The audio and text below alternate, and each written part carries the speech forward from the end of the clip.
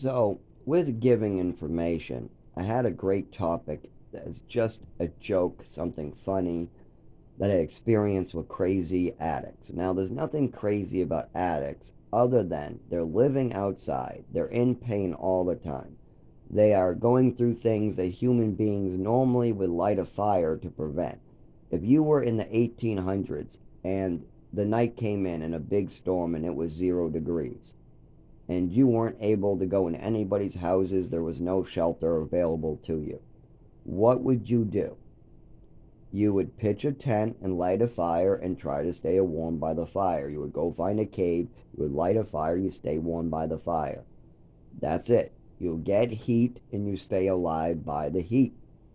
But today, let's say in 2020 or 2024, you are not allowed at shelters because of a warrant or a disability like me. I have a disability not established. Let's say you have a disability where your legs don't work at times.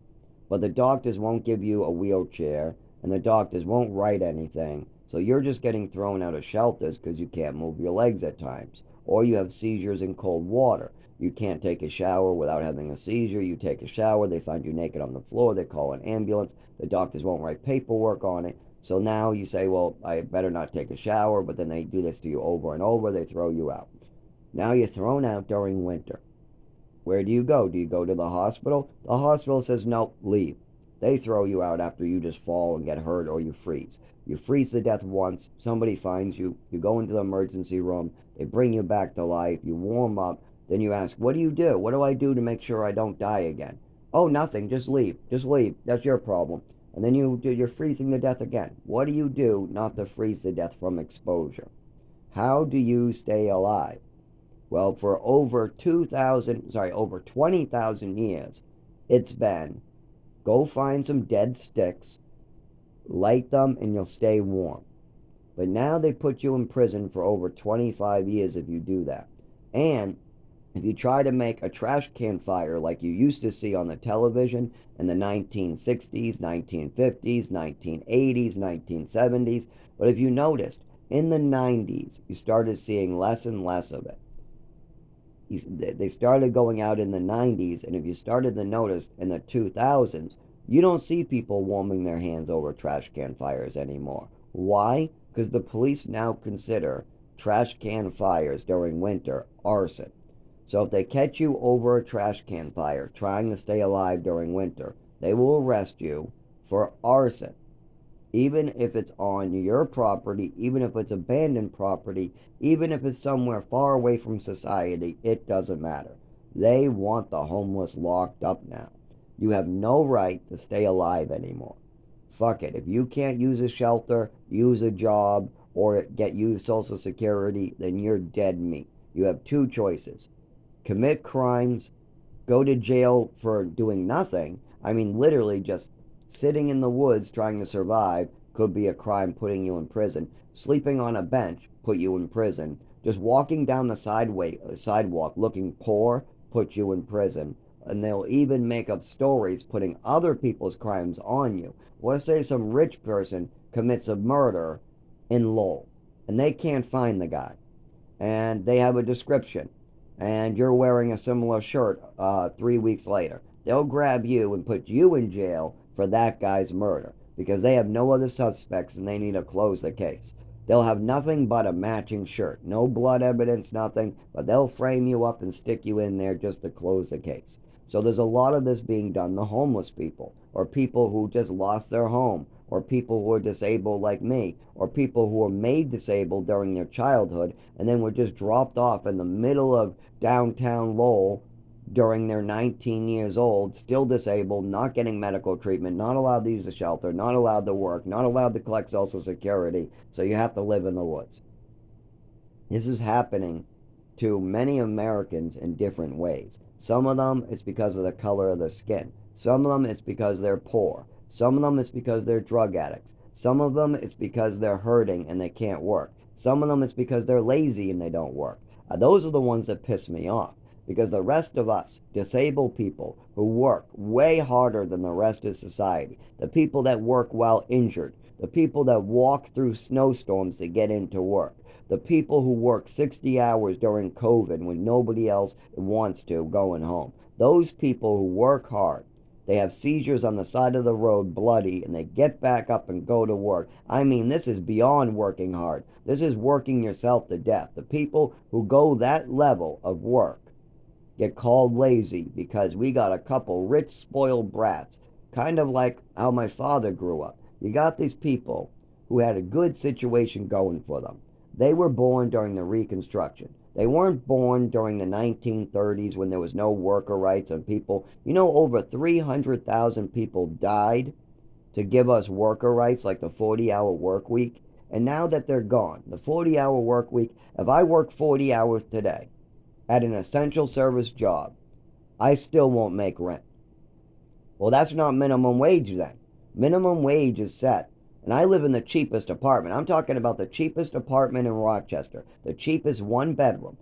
Just renting a cheap, falling apart one bedroom with waterfalls coming in your windows, mushrooms in through the floors, ceiling tiles falling down. If you want to rent an apartment like this, 40 hours at a minimum wage job will not pay for it. Will not make it. You're going to have to get a 2-bedroom and move somebody else in, and you're going to have two 40-hour-a-week jobs just to pay for that one bedroom with a small little kid's room. That's what I did. I have a 1-bedroom. Downstairs is the same price, but that's just a 1-bedroom. But upstairs, they turn the 1-bedroom and they cut one of the closets into another bedroom so they could falsely make the lease or make the writing say 2-bedroom. But it's just a closet-sized room and then one regular bedroom. And that's it. Downstairs, you pay $50 to $100 less and you get the same thing, 1-bedroom. These are where the cheapest apartments in our town are. There is nothing cheaper than this piece of crap that I live in here. I have looked at the other 1-bedrooms. The only thing that even compares is a 1-bedroom trailer, and even then, with all the other fees, utilities, that comes over $1,000 as well. They try to mark it down, and they have all these little fine print online. You can't go by online. You got to go by what it costs when you move in for the first year. Once when you move into a place for the first year, you'll know what the electric is, you'll know what the water is, you'll know what the rent really is. Like sometimes they have hidden costs, like you got to pay to park, you got to pay for this, you have this fee, you got a land fee, you got your own water, electric, all that has to be paid. So, if the rent is $1,400 and you work 40 hours and you only get $1,600 in the same town, there's a problem. So, we all know that there's a big problem in America.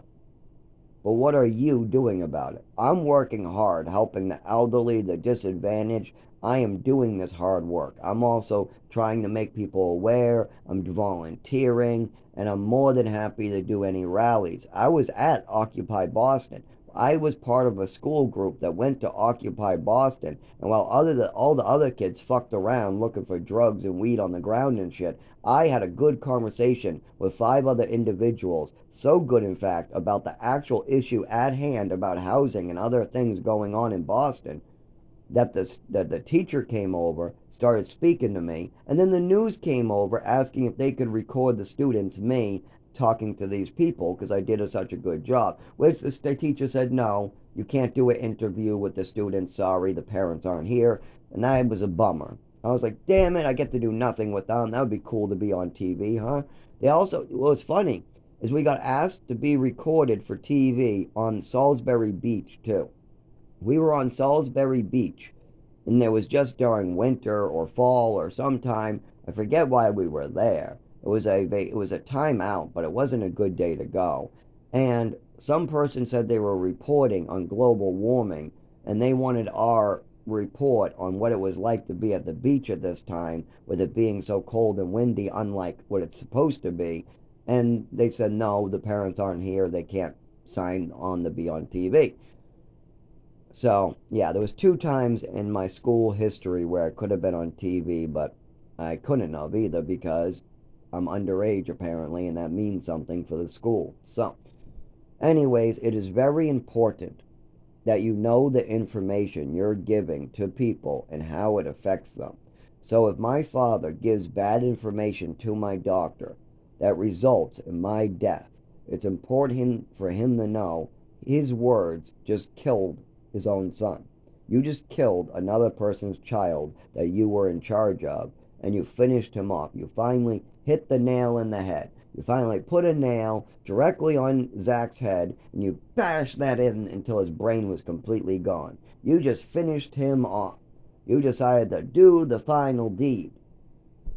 You've already done enough damage to know that I've almost died several times, and it's coming. I'm lucky to be alive. I mean, I'm surprised I survived freezing to death, being brought back to life, they said they couldn't find a heart rate or anything. I was dead on arrival.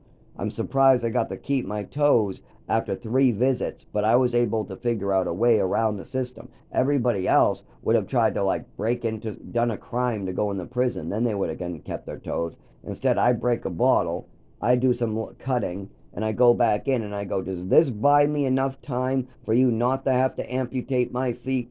And they go, yup, that will keep you off your feet for a week. Now you get to heal your feet. I'm like, really? I have to cut myself just to get a stay so I don't have to get amputation? That's so fucked up. You say that it's time to amputate if I come back. I had to come back with frostbite 3 times, same toes. They went through 3 stages of colors. At the final stage of color, they said, if I come back, they're going to have to amputate. At that point, I slashed my wrist and went back in. Because they told me, if you don't stay off your feet, we're going to have to amputate. I had nowhere to go. I was living in the woods, and I was wearing sneakers in snowbanks. And I have